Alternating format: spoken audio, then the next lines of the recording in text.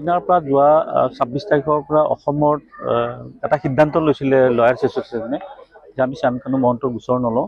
সেইদিনাই মই এটা অনুমান কৰিছিলোঁ যে শ্যামকানু মহন্ত বেইল বিচাৰি সুপ্ৰিম কোৰ্টৰ দ্বাৰস্থ হ'ব, যিহেতু অসমত নলওঁ বুলি কৈছে এছ'চিয়েশ্যনে। আৰু সেইদিনাই মই কেবিএট ফাইল কৰিছিলোঁ ই অনলাইন যোগে। কৰাৰ পাছত উচ্চতম ন্যায়ালয় বন্ধ আছিলে, যোৱাকালি খুলিলে। এতিয়া আমাৰ যি ৬৫খন গোচৰ ৰুজু হৈছিলে শ্যামকানু মহন্তৰ বিৰুদ্ধে বা লগত যোন আছে, আৰু সেই গোটেইকেইটা গোচৰ একলগ কৰি CID তাত আছে। আৰু সেই CID সেই গোচৰটোতে শ্যামকানু মহন্ত ইয়াতে WPC ক্ৰিমিনেল ফাইল কৰিছে। আৰু তাত মোৰ ইমপ্লিচমেণ্ট পিটিশ্যন আছেই। এতিয়া সেই ইমপ্লিচমেণ্ট পিটিশ্যনখনৰ শুনানিৰ কোনদিনা হ'ব সেই প্ৰক্ৰিয়াটো মই সম্পূৰ্ণ নজৰ ৰাখিছোঁ।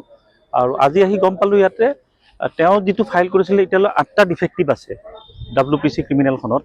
সেই ডিফেক্টিভ কেইটা তেওঁ এতিয়ালৈ ঠিক কৰাৰ কাৰণে আগবাঢ়ি অহা নাই। হয়তো আজি গধূলিৰ ভিতৰত ঠিক কৰিব।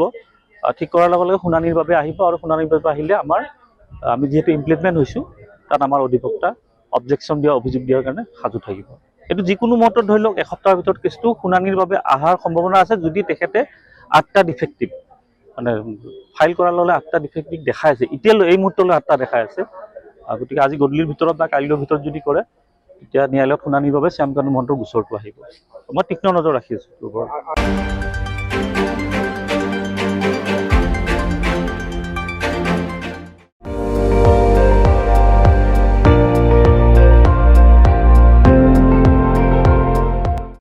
আপুনি চাই আছে ND24, সৰ্বশ্ৰেষ্ঠ নহয় সৰ্বোত্তমৰ দৌৰত।